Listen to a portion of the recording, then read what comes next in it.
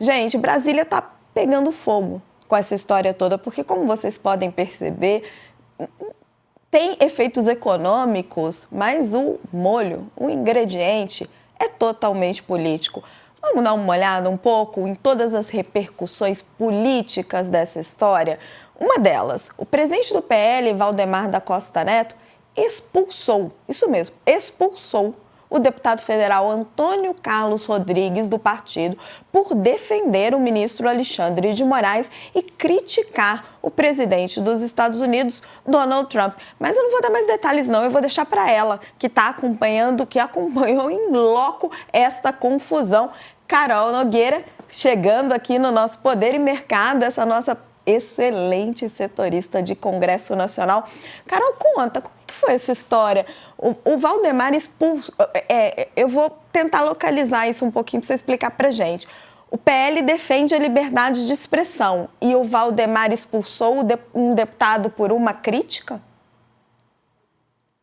Boa noite, Raquel. Boa noite a todo mundo que nos assiste hoje. Exatamente. O presidente Valdemar Costa Neto expulsou, né? Todo mundo foi surpreendido com essa notícia hoje de manhã, dessa expulsão do deputado Antônio Carlos Rodrigues.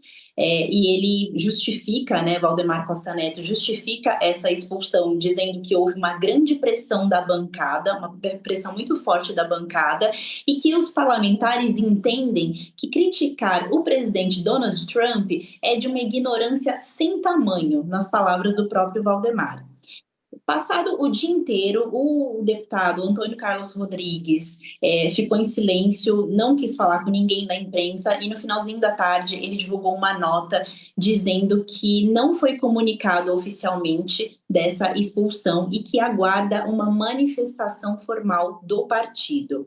A gente precisa lembrar aqui quem é o Antônio Carlos Rodrigues. O Antônio Carlos Rodrigues é um deputado que é amigo do Valdemar, mas a gente percebe que essa amizade não sobreviveu à influência do bolsonarismo dentro do partido, né? Ele também é considerado um dos fundadores do PL e tem sido muito crítico à família Bolsonaro e, sobretudo, ao projeto de anistia aos presos em 8 de janeiro. Né? Por conta disso, ele tem sido muito criticado por alguns pares dentro do partido. O Valdemar tomou essa decisão que, segundo o Antônio Carlos Rodrigues, né, não foi comunicada, não foi conversada com ele, né? Apesar deles terem uma relação muito antiga, uma amizade, não foi comunicada.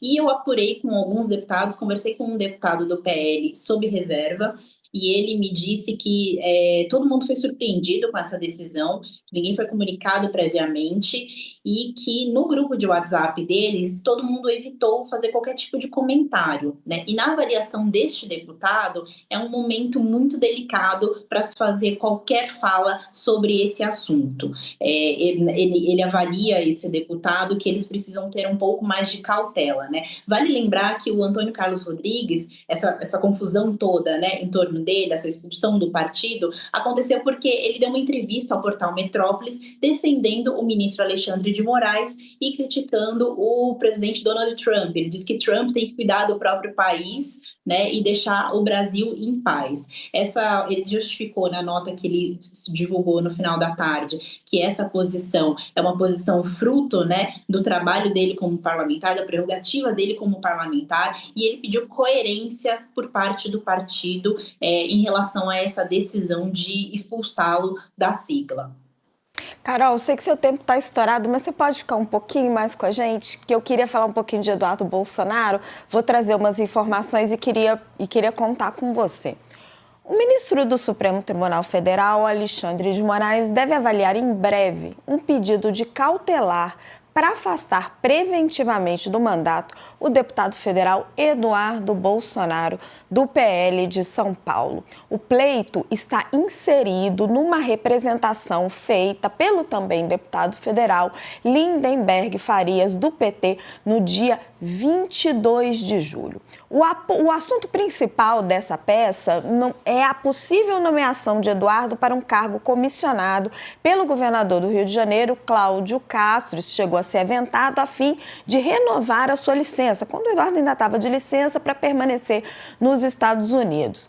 Mas E esse é o assunto principal. Só que lá no meio da peça, o deputado Lindenberg, que é líder do PT na Câmara, também está pedindo para esta cautelar para afastar temporariamente Eduardo Bolsonaro do cargo. O que está inserido aí, gente? Qual que é a argumentação jurídica? O pedido está dizendo, ele está colocando o seguinte, que com essa movimentação toda do Eduardo, ele pode continuar delinquindo, ele pode continuar com o processo e por isso seria necessária essa cautelar. Tudo isso está ganhando muita força política, né, por conta desse embate, dessa sanção sofrida pelo Brasil e da aplicação da sanção pelo governo americano contra o próprio Moraes. E, Carol, eu ouvi que no Congresso tem uma série de pedidos de cassação contra o Eduardo, né, no Comitê de Ética, mas o que me disseram é que, olha, isso aí não vai andar. O que estão pensando no máximo é deixar ele ser cassado por falta, mas aí seria lá em fevereiro do ano que vem. E o pessoal do PL está dizendo, não, a gente vai usar tudo quanto for recurso no regimento para não deixar ele perder o mandato. Me conta como é que está o clima por aí. O Eduardo virou o traidor da pátria. Hoje tinha editorial da Folha de São Paulo dizendo claramente isso. Ele mantém o mandato, não mantém o mandato, vai ser preciso uma decisão do STF ou o próprio Congresso resolve isso internamente? Os partidos de esquerda, né, o PT sobretudo, tem pressionado muito o presidente Hugo Motta para que ele precisa ainda despachar esses pedidos, né, do PT para o Conselho de Ética. Todos eles estão na mesa diretora da casa e ele precisa despachar, mas o presidente Hugo tem evitado fazer qualquer tipo de declaração a respeito disso. Uma informação importante e curiosa é que talvez ele não seja cassado nem por falta. Isso porque o Hugo Motta tem feito muitas sessões semipresenciais, que permitem o registro de presença em qualquer lugar. Então, ou seja, o Eduardo Bolsonaro, que está lá nos Estados Unidos, ele pode continuar registrando a presença dele e talvez ele não atinja o número de faltas para poder ser cassado, como foi o caso do Chiquinho Brazão, que estava preso, né, e depois foi cassado por falta. Então, a gente espera, né, no retorno aos trabalhos do Congresso na próxima semana, que haja uma pressão ainda maior, né, para que haja esse andamento dos processos, dos pedidos de afastamento, de cassação do mandato do Eduardo Bolsonaro, mas ainda não há uma clareza sobre se o Centrão vai encampar tudo isso. A gente sabe que no Congresso, se o Centrão não embarca, né, em alguma pauta, dificilmente ela consegue avançar. Então precisa avaliar como é que o Centrão está vendo toda essa movimentação, se eles realmente vão querer cassar o mandato do Eduardo Bolsonaro, mas o que a gente percebe é que vai ter uma pressão muito grande e o PT agora está com mais força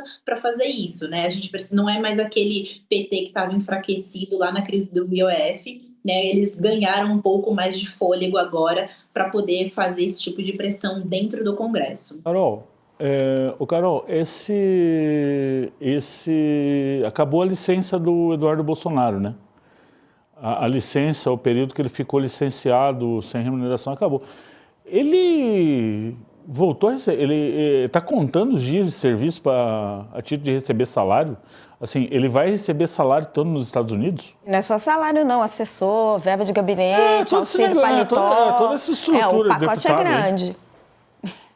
Eu não tenho essa informação confirmada ainda pela casa, como é que vai ficar a partir de agora, sem essa licença dele, se ele vai precisar retornar ou se tem como prorrogar. Eu sei que, por exemplo, o atestado médico na Câmara, ele pode ser renovado de tempos em tempos. Se ele alegar algum problema de saúde, que era o que a Carla Zambelli ia fazer inicialmente, né, antes de fugir para a Itália.